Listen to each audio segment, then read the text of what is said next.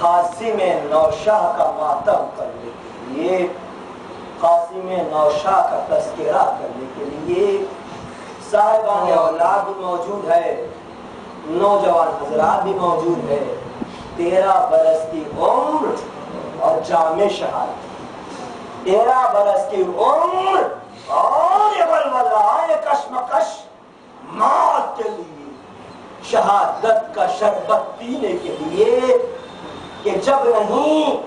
قاسم نے دنیا کو درس گاہ کی حیثیت سے ایک ایسا درس دیا کہ پوچھا بیٹا قاسم تیرے نزدیک موت کیسی ہے بیٹا،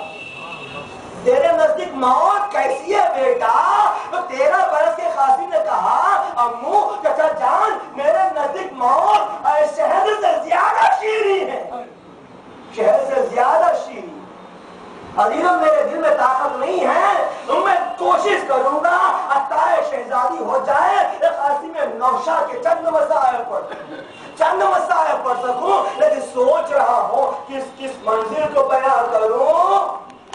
کہ قاسم یہ صحیح ہے کہ جناب قاسم نوشاہ کربلا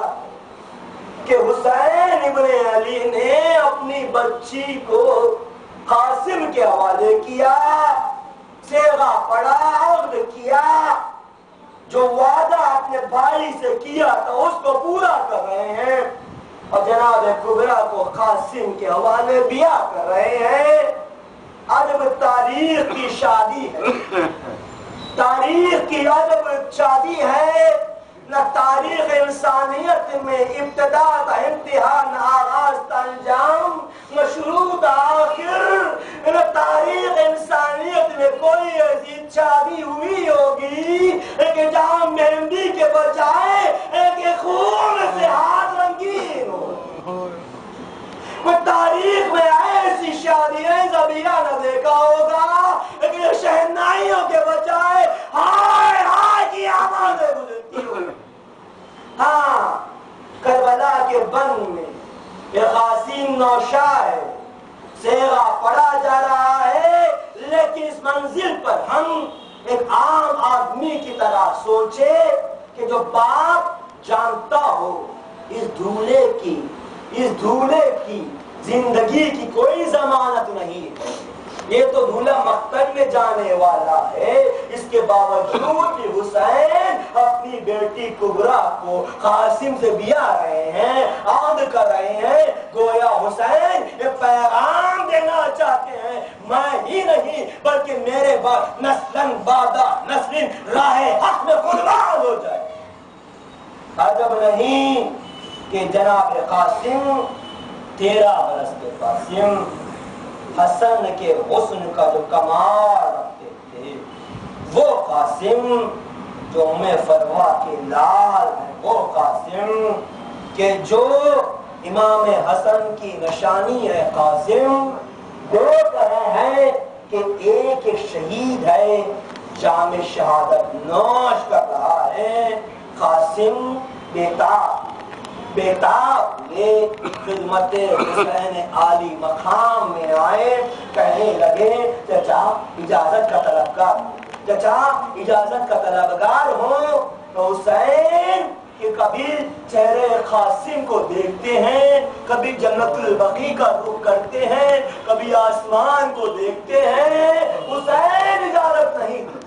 ابھی اجازت نہیں ملی، حسین خاموش ہو گئے۔ جناب قاسم 13 برس کا بچہ اپنے سر کو جھکائے ہوئے کھڑا ہوا، اپنے سر کو جھکائے ہوئے کھڑا ہوا ہے۔ ایک مرتبہ ماں کی نظر اپنے بیٹے کے چہرے پر پڑی، فروا تڑپ گئی، تڑپ کر کہا اے قاسم ابھی میدان میں نہیں گئے بیٹا، کیا تم چاہتے ہو تمہاری بیوہ ماں روز محشر تمہاری دادی فاطمہ زہرا سے شرمندہ ہو جائے؟ کہا نہیں اماں، چچا نے اجازت نہیں دی، چچا نے اجازت نہیں دی، بس سننا تھا۔ جناب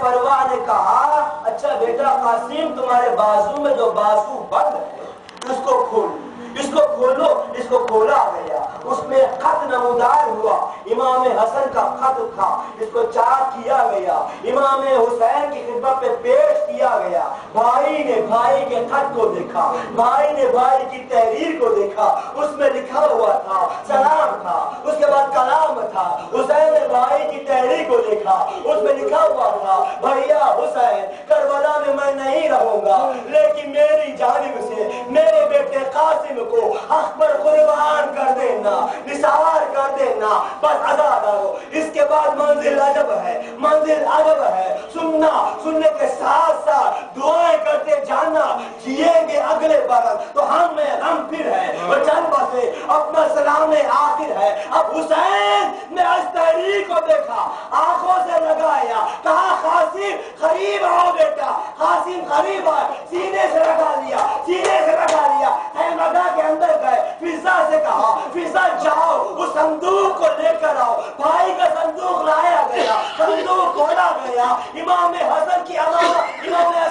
امامہ نکالا گیا، امام حسن کا امامہ لیا گیا، قاسم کے سر پر رکھا، امام حسن کی عبا نکالی، قاسم کے گوشت پر ڈالی، اس کے بعد حسین نے عجب عمل کیا، آج جو آج الفی پہنتے ہیں، ذرا تصور کریں، مائیں اپنے ہاتھوں سے اپنے بچوں کو الفی پہنا رہی ہے، الفی پہننے کے ساتھ ساتھ ذرا تصور کرنا یہ الفی کیا ہے، کس چیز کی علامت ہے عزیزو، یہ الفی کچھ نہیں ہے بلکہ قاسم کا کفن ہے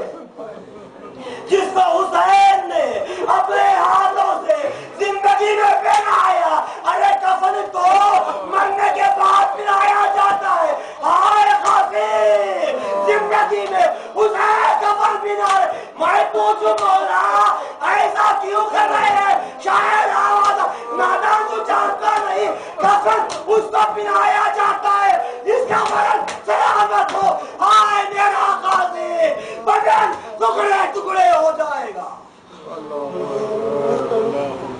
ہاں قاسم مقتل میں چل رہے، اب کس طرح سے قاسم رخصت ہو رہے ہیں عزیزو، کس طرح سے رونا جس طرح سے شہزادی فاطمہ چاہتی ہے، میں بھی کوشش کروں گا اسی طرح مسائل پڑھوں جس طرح سے شہزادی فاطمہ چاہتی ہے۔ قاسم کس طرح سے مقتل میں جا رہے ہیں، عجب رخصتی ہے، عجب رخصتی ہے حضور، یہ قاسم کس طرح سے مقتل میں جا رہے ہیں۔ حسین اور عباس دونوں چچا قاسم کو سوار کر رہے ہیں، اور کون عباس کہ جس نے قاسم کو جنگ کے جوہر سکھائے ہیں، جس نے قاسم کو جنگ کے تیور سکھائے ہیں، اس طرح سے سواری پر قاسم کو سوار کیا گیا۔ مورخ لکھتا ہے جیسے کوئی بوڑھا باپ جوان بیٹے کو دولہا بنا کر بارات میں بیٹھتا ہے۔ قاسم میدان کارزار میں آ رہے ہیں، حسین اور عباس قاسم کو رخصت کر رہے ہیں، عباس کہہ رہے ہیں قاسم ایسی جنگ کرنا کہ حیدر کرار و جعفر طیار کے جوہر نظر آئے، اس طرح سے میمنہ پر حملہ کرنا، اس طرح سے میسرہ پر حملہ کرنا، اس طرح سے قلب لشکر پر حملہ کرنا۔ حسین اور عباس دونوں شیر قاسم کو رخصت کر رہے ہیں۔ جناب قاسم 13 برس کا قاسم میدان کارزار میں آ رہا تھا۔ مورخ لکھتا ہے مقتل میں لکھا گیا فوجوں نے دیکھا کہ جب قاسم آ رہے تھے ایسے لگ رہا تھا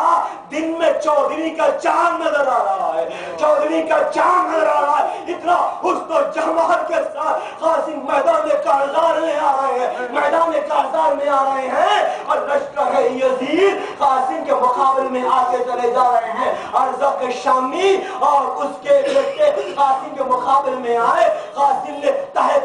کیا، واصل جہنم کر دیا، واصل جہنم کر دیا۔ اس کے بعد عجب نہیں کہ 3 دن کا بھوکا قاسم، 3 دن کا پیاسا قاسم اس طرح سے جنگ کرتے ہوئے تاریخ لکھتی ہے کہ ایک مرتبہ قاسم کی نالیں نیلی ہوئی، قاسم نے چاہا اپنی نالیں کو سیدھی کرے، نالیں کو وزیری گئے. قاسم جھکے فوجوں نے حملہ کرنا شروع کیا. وہ تیر چلایا, وہ تلوار چلایا, وہ میلا چلائی. ہائے ایسا نکالا کوئی مدد مانگنے لگا. آواز السلام علیکم یا عباد اللہ.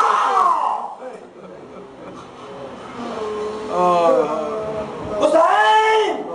عباس, قاسم کی آواز کو سنے, قاسم کی آواز کو سنے